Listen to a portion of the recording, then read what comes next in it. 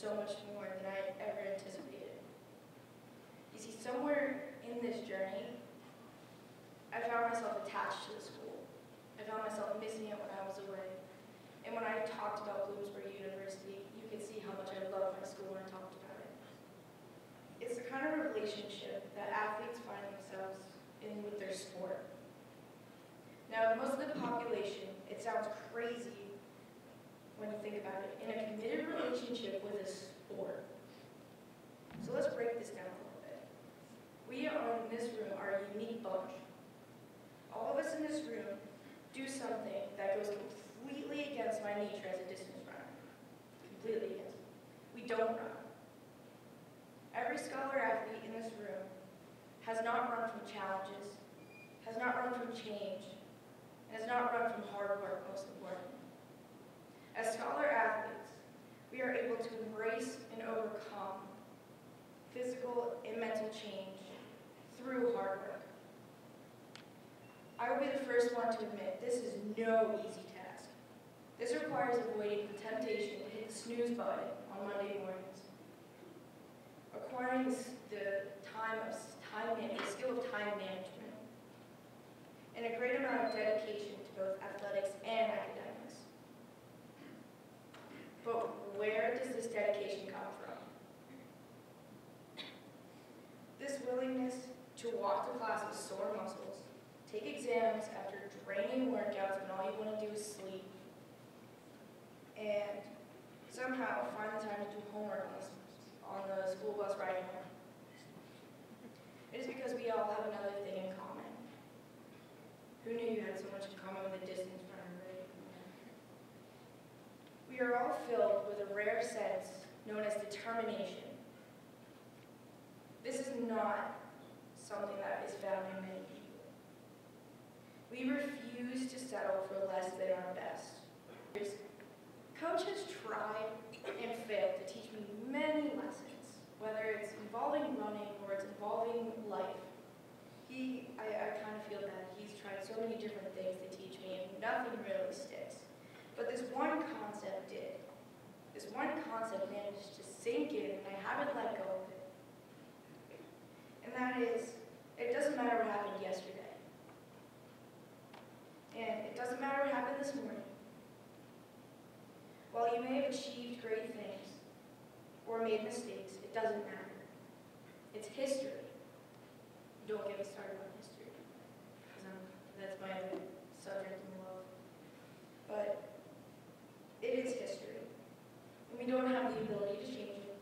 We can't take it back, good or bad.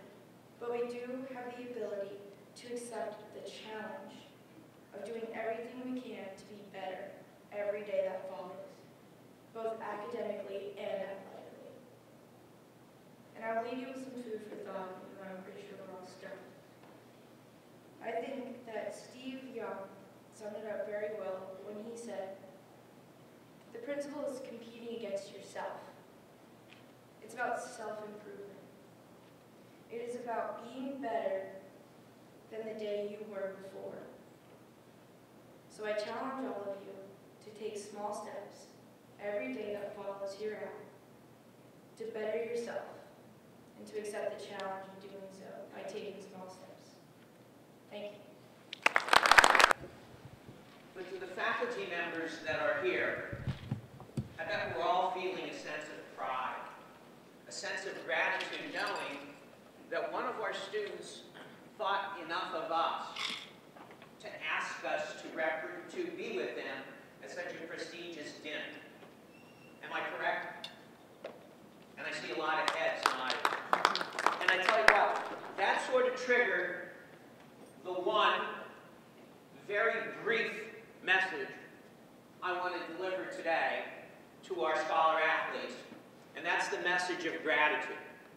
As he said, gratitude is a wonderful thing. To our scholar athletes, you're all sitting in a chair and you all enjoyed a great meal. But you're not sitting in that chair because of your actions and your actions alone.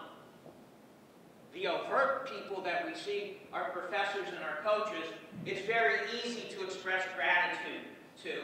But I'm going to challenge you. I'm going to challenge